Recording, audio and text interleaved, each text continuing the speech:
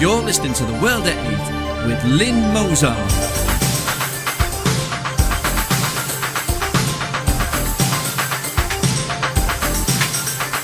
The World at 8, the number one in nationalist news. Highlights of the news today, Wednesday, the 4th of September 2013. Parliament's pawn, now we know why they miss votes. UK, rapists may have HIV from Greater Manchester victim. 4.8 million Britons earn below living wage. UK workers take home £30 less a week since financial crisis. Greece will need 10 years to bring unemployment under 20%. Believe it or not, just 31 Spaniards found work in August. Unemployment rates vary hugely between Eurozone countries. Mixed race adoption the norm in Sweden. Putin warns against military action against Syria, bypassing UNSC. Ohio kidnapper Ariel Castro found hanged in cell. Female vigilante taunts Mexican police. Thought for the day, Holland has more clogs to offer Europe. And finally, dog-cocked leg to extinguish Nazi bomb. UK news. Parliament's pawn. Now we know why they miss the votes. The Telegraph reports 300,000 attempts made to access adult websites from work computers in last year, and the Daily Mirror says almost 850 attempts to click on pornographic websites were blocked each day. MPs, peers and staff at the Houses of Parliament have tried to access adult websites using their work computers 309,316 times over the past year, according to official figures. A response to the Freedom of Information request by the Huffington Post uncovered the number of staff trying to access adult content online between May 2012 and July this year. One particular popular site was Out of Town Affairs, a dating site for those wanting to engage in extramarital affairs, which garnered 52,000 hits in 7 months. Westminster computers were prevented from accessing sex sites 114,844 times last November alone, and on 55,552 in April, while February saw just 15 and in June officials blocked 397 attempts. A Commons spokeswoman added, "We are not going to restrict parliamentarians' ability to carry out research." Matthew Sinclair, the Taxpayers Alliance chief executive, told the Huffington Post, "These figures highlight the fact that many people working in Parliament are spending far too much time on websites that have nothing to do with their job. The internet can be a useful tool for MPs and their staff when it comes to scrutinising government legislation. However, taxpayers expect their MPs and those working in their offices to get on with their important jobs rather than spending time surfing questionable websites." World at 8 says, "Words fail me." Rapists may have HIV from Greater Manchester victim. A man who has been jailed for raping a woman is waiting to find out whether he has contracted HIV from her. Richard Thomas was sentenced to 5 years and 4 months after admitting raping the woman at her home in Lee, Greater Manchester. He knew she was ill but didn't know she had HIV and collapsed when the police told him, Liverpool Crown Court heard. Thomas, 27, of Sandringham Drive, Lee, raped the woman after she'd taken a sleeping tablet. His barrister, Virginia Hayton, told the court that Thomas will not find out the result of his HIV test until Friday and has had the worry of the outcome hanging over him. It's his own fault. If he had not committed this offence, he would not have placed himself in this position. World Date states, "Well, tough for him, but worse for the poor woman. Who did she get it from, and has Thomas passed it on again when drunk? HIV has not gone away at all, and more cases are being discovered every day. It often pays to say no on a night out, or a knee to the bollocks if being raped. One good thing about getting older, we're like Russia as opposed to Paris. Paris everyone thinks is beautiful and all the men want to go there. Russia, however, is distant and cold, and although everybody knows where she is, nobody wants to go there." 4.8 million Britons earn below living wage. Economic downturn has pushed a further 1.4 million employees below the living wage, the rate deemed necessary for a basic standard of living, a report reveals today. Low Pay Britain 2013, published by independent think tank the Resolution Foundation, shows that 4.8 million Britons, 20% of all employees, earn below the living wage, a leap from 3.4 million, 14%, in 2009 at the height of the recession. The living wage was calculated at £7.20 outside London and £8.30 in the capital for the period covered by the report, April 2012. The most recent full figures available. Since then, the living wage has risen to £7.45 an hour outside London and £8.55 in the capital. 5.1 million of all employees, 21%, are low paid. This includes anyone earning £7.44 or less, equivalent to £13,530 a year for a 35-hour week. The report suggests this shift may be down to the growth in student employment among younger people and a general increase in older employment, with those continuing to work beyond 60 being higher skilled and higher paid than in the past. The report also suggests the emergence of a two-tier workforce in Britain, in which the lower tier is increasingly characterised by low-paid, low-skilled work, which is often temporary, part-time or self-employed. UK workers take home £30 less a week since financial crisis. TUC research shows UK wages have declined on average 6.3% in real terms since the financial crisis, Reuters. Britain's workers have lost over £30 a week from their pay packets since the financial crisis after a steep real terms fall in wages. According to the Trades Union Congress, TUC, average pay fell 6.3% from 2007 to 2012, a real terms loss of £30.30 for those working a 40-hour week. Incomes in the UK have been battered in recent years due to falling wages, a spiralling cost of living and swinging cuts to the government's welfare bill under Chancellor George Osborne's austerity drive. Those in the northwest of England have been worse affected, with an 8% real terms drop, equating to £36.41 a week in take-home pay. The TUC also blamed the rise in temporary work and zero-hours contracts for hurting incomes. European news. Greece will need 10 years to bring unemployment under 20%. According to a report by the main private sector union, GSEE, it'll take at least 20 years for unemployment in Greece to drop below 10%, according to leaked extracts of a report on the Greek economy prepared by the country's main private sector union, GSEE. According to the Athens Macedonian news agency, GSEE's Labour Institute found that it would take 2 decades or more for unemployment, currently at 27.6%, to decline to pre-crisis levels. The study also suggests that by 2014, Greece's purchasing power will be half of what it was before the crisis began, with wages declining by a combined €41 million over the last 3 years. The GSEE Labour Institute also suggested that the domestic demand had already dropped to the same level as 1999. The report, which is due to be released in the next few days to coincide with the Thessaloniki International Fair, also indicated that Greece's fixed capital stock declined between 2011 and 2013 for the first time since the end of the Greek Civil War more than 60 years ago.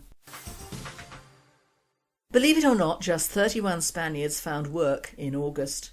Spain said on Tuesday it had eked out a 6th straight month of shrinking jobless queues in August, but the number of people registered as unemployed dipped by just 31 people. The total number of registered unemployed, 4.70 million in raw figures, was basically unchanged according to the Employment Ministry report. But the decline of 31 people from the previous month was enough for the Spanish government to hail a 6th consecutive month of declines and the first drop in the month of August since 2000. Unemployment rates vary hugely between Eurozone countries.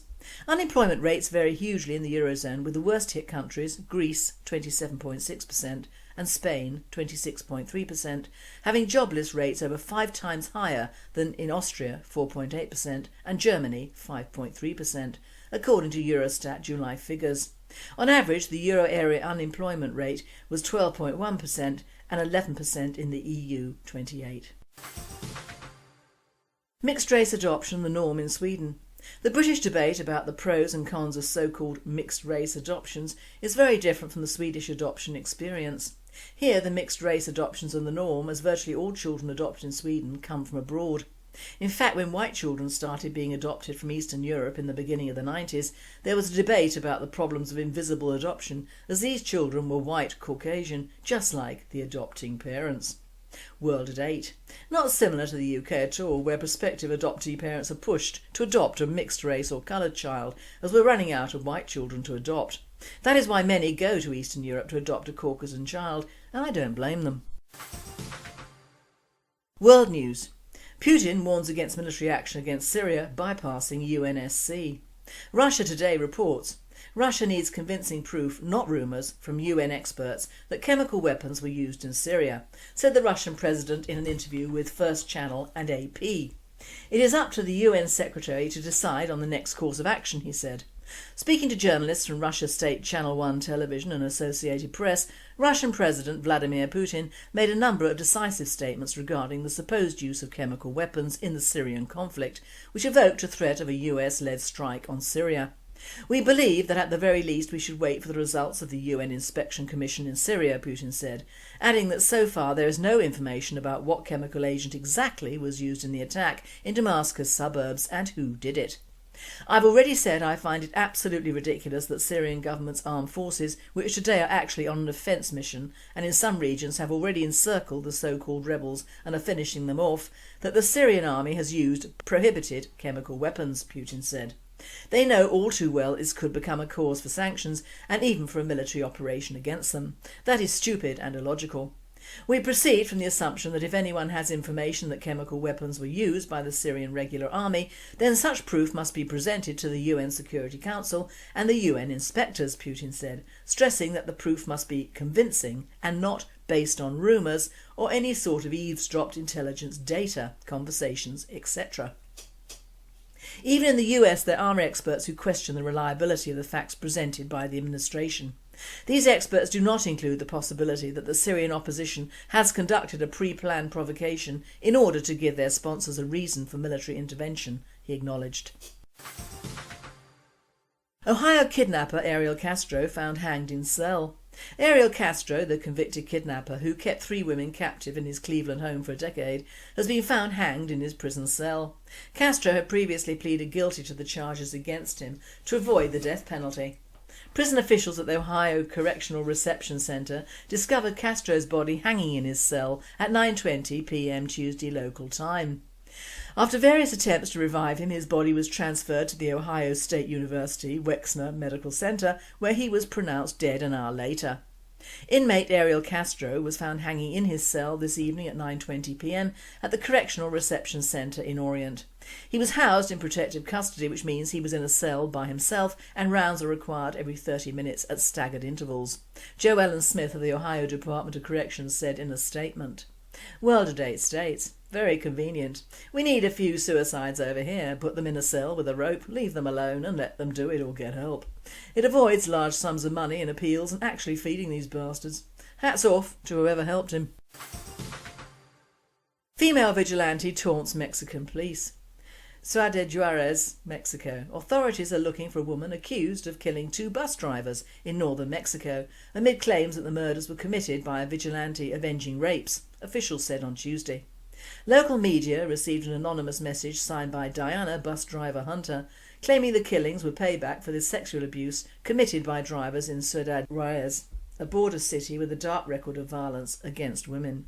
Arturo Sandoval, a spokesman for the Chihuahua State Prosecutor's Office, told AFP that the email, sent at the weekend, had been included in the investigation. Witnesses said a woman wearing a blonde wig shot the drivers in the head after stopping the buses. Sandoval said prosecutors believe they were either crimes of passion or motivated by vengeance. The drivers were working on a route used by the women who work in assembly plants known as maquiladoras and who regularly suffer sexual abuse as they head to their night shifts. World Today states, if this is so, good luck to this woman. There are many places in this world where being a woman is as bad for your health as being a white male in Europe, for different reasons. She has my backing.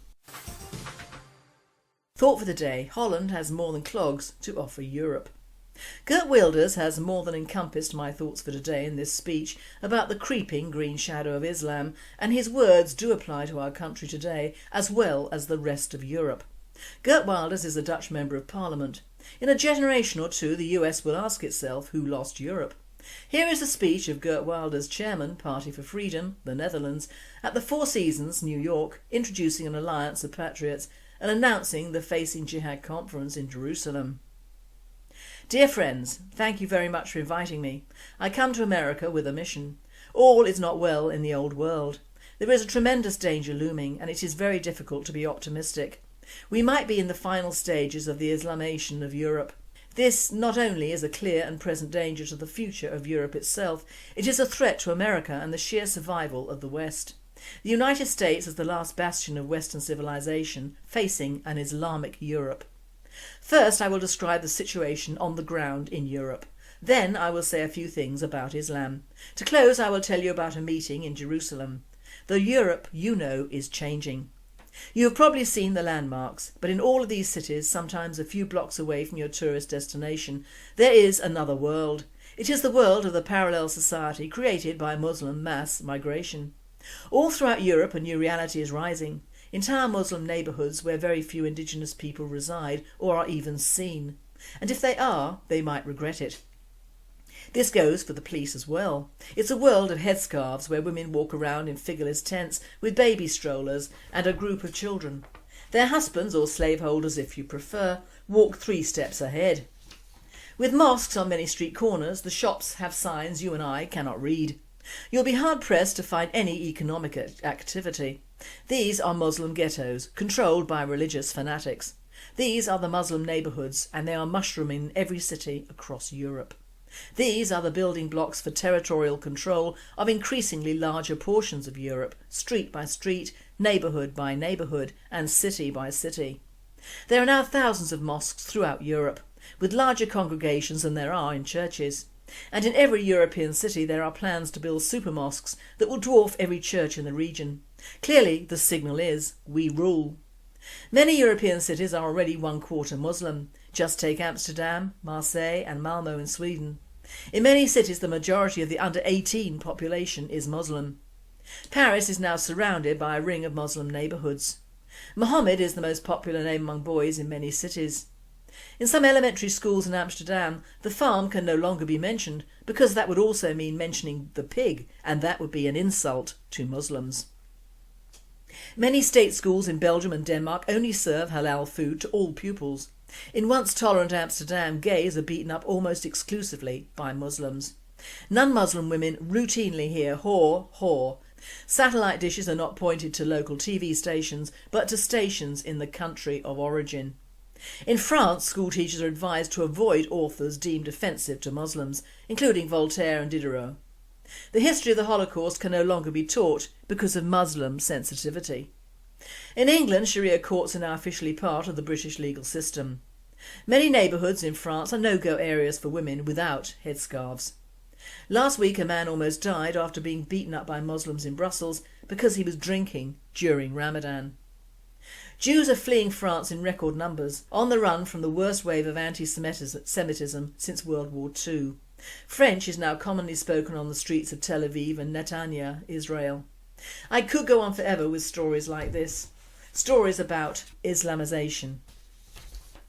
A total of 54 million Muslims now live in Europe. San Diego University recently calculated that a staggering 25% of the population in Europe will be Muslim in just 12 years from now. Bernard Lewis has predicted a Muslim majority by the end of this century. Now these are just numbers, and the numbers would not be threatening if the Muslim immigrants had a strong desire to assimilate. But there are few signs of that. The Pew Research Centre reported that half of French Muslims see their loyalty to Islam as greater than their loyalty to France. 1/3 of French Muslims do not object to suicide attacks. The British Centre for Social Cohesion reported that 1/3 of British Muslim students are in favour of a worldwide caliphate. Muslims demand what they call respect, and this is how we give them respect. We have Muslim official state holidays. The Christian Democratic Attorney General is willing to accept Sharia in the Netherlands if there is a Muslim majority. We have cabinet members with passports from Morocco and Turkey. Muslim demands are supported by unlawful behaviour, ranging from petty crimes and random violence, for example against ambulance workers and bus drivers, to small-scale riots. Paris has seen its uprising in the low-income suburbs, the banlieues. I call the perpetrators settlers because that is what they are. They do not come to integrate into our societies. They come to integrate our society into their Dar al-Islam. Therefore, they are settlers. Much of this street violence I mentioned is directed exclusively against non-Muslims, forcing many native people to leave their neighbourhoods, their cities and their countries. Moreover, Muslims are now a swing vote, not to be ignored. The second thing you need to know is the importance of Muhammad the Prophet. His behaviour is an example to all Muslims and cannot be criticised. Now, if Muhammad had been a man of peace, let's say like Gandhi and Mother Teresa wrapped in one, there would be no problem. But Muhammad was a warlord, a mass murderer, a paedophile, and had several marriages at the same time. Islamic tradition tells us how he fought in battles, how he had his enemies murdered, and even the prisoners of war executed. Muhammad himself slaughtered the Jewish tribe of Banu Qurayza. If it is good for Islam, it is good. If it is bad for Islam, it is bad. Let no one fool you about Islam being a religion. Sure, it has a God and a hereafter and 72 virgins, but in its essence Islam is a political ideology. It is a system that lays down detailed rules for society and the life of every person. Islam wants to dictate every aspect of life. Islam means submission. Islam is not compatible with freedom or democracy because what it strives for is Sharia. If you want to compare Islam to anything, compare it to communism or National Socialism. These are all totalitarian ideologies. Now you know why Winston Churchill called Islam the most retrograde force in the world and why he compared Mein Kampf to the Quran. The public has wholeheartedly accepted the Palestinian narrative and sees Israel as the aggressor. I have lived in this country and visited it dozens of times. I support Israel. First, because it is the Jewish homeland after 2,000 years of exile up to and including Auschwitz. Second, because it is a democracy. And third, because Israel is our first line of defence. This tiny country is situated on the fault line of jihad, frustrating Islam's territorial advance. Israel is facing the front lines of jihad like Kashmir, Kosovo, the Philippines, southern Thailand, Darfur in Sudan, Lebanon and Acre in Indonesia. Israel is simply in the way. The same way West Berlin was during the Cold War. The war against Israel is not a war against Israel. It is a war against the West. It is jihad. Israel is simply receiving the blows that are meant for all of us. If there would have been no Israel, Islamic imperialism would have found other venues to release its energy and its desire for conquest. Thanks to Israeli parents who send their children to the army and lay awake at night, parents in Europe and America can sleep well and dream, unaware of the dangers looming. Many in Europe argue in favour of abandoning Israel in order to address the grievances of our Muslim minorities. But if Israel were, God forbid, to go down, it would not bring any solace to the West. It would not mean our Muslim minorities would all of a sudden change their behaviour and accept our values. On the contrary, the end of Israel would give enormous encouragement to the forces of Islam. They would, and rightly so, see the demise of Israel as proof that the West is weak and doomed. The end of Israel would not mean the end of our problems with Islam, but only the beginning. It would mean the start of the final battle for world domination. If they can get Israel, they can get everything. So-called journalists volunteer to label any and all critics of Islamisation as right-wing extremists or racists. In my country, the Netherlands, 60% of the population now sees the mass immigration of Muslims as the #1 policy mistake since World War II. And another 60% sees Islam as the biggest threat. Yet there is a great danger that terrorist attacks the scenario of America as the last man standing. The lights may go out in Europe faster than you can imagine. An Islamic Europe means a Europe without freedom and democracy, an economic wasteland, an intellectual nightmare and a loss of military might for America, as its allies will turn into enemies, enemies with atomic bombs. With an Islamic Europe, it would be up to America alone to preserve the heritage of Rome, Athens and Jerusalem. Dear friends, liberty is the most precious of gifts. My generation never had to fight for this freedom. It was offered to us on a silver platter by people who fought for it with their lives. All throughout Europe, American cemeteries remind us of the young boys who never made it home, and whose memory we cherish. My generation does not own this freedom. We are merely its custodians. We can only hand over this hard-won liberty to Europe's children in the same state in which it was offered to us. We cannot strike a deal with mullahs and imams. Future generations would never forgive us. We cannot squander our liberties. We simply do not have the right to do so. We have to take the necessary action now to stop this Islamic stupidity from destroying the free world that we know. Please take the time to understand what I'm saying. It applies to every free person that you know. It is so very important. Now, this speech could be repeated in any country in Europe, and indeed should be, but it won't, of course, because our media are pro-Islam and pro-multiculturalism in all its ghastly forms. Why do you think we've kowtowed to the EU and allowed millions of Eastern Europeans into the UK? Because somewhere someone has the bright idea of them doing our job for us. The Poles especially loathe the Muslims, and indeed in some areas in this country the Polish influence is upsetting the Muslim immigrants. So civil strife in the offing there, I suppose.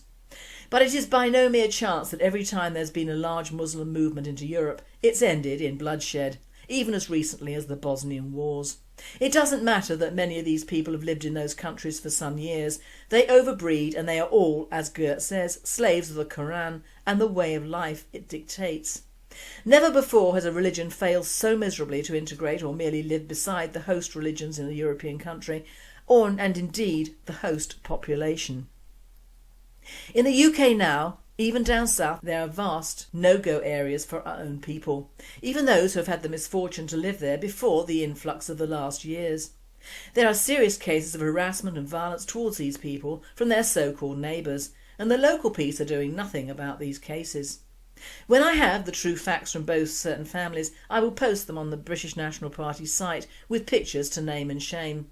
The main perpetrators in one case are young mixed-sex Asians, probably Muslim, but not the shrouded slave women and baggy-trousered bewhiskered males, but cocky teenagers, who know the police will ignore their shouting and graffiti and pissing in the couple's doorway until they sell up or move.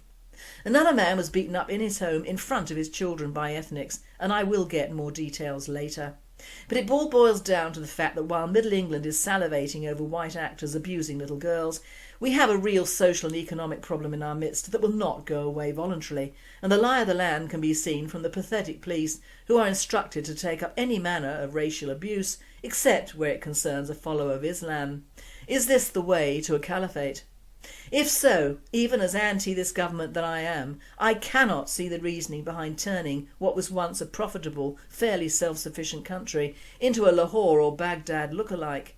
What can be the basis of the reasoning behind what is happening in Europe and the UK now? And finally, a dog cocked its leg to extinguish Nazi bomb.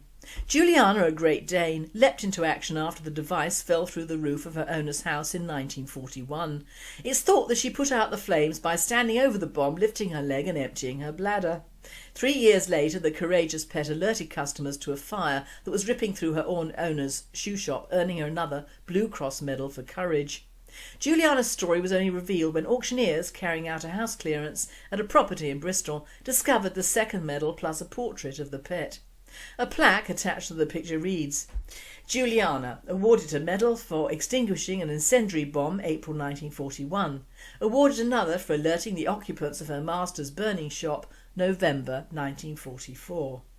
The medal and portrait sold for £1,100 at Wotton auction rooms in Wotton-under-Edge, Gloucestershire, more than 18 times the pre-sale estimate of £60. Auctioneer Philip Taubenheim said, "We're constantly finding treasures during house clear-outs, many with fascinating stories behind them. This medal and portrait are a perfect example. They were found at 2 different stages of a house clearance at a property in Bristol that belonged to a relative of Juliana's owner. We united the two and were able to lift the lid on an incredible story." This presenter has seen the portrait, and what a lovely animal she is. Bless. I hope she had a long and a happy life. You've been listening to The World at 8. I am Lynn Mozart, and I wish you all a very good night.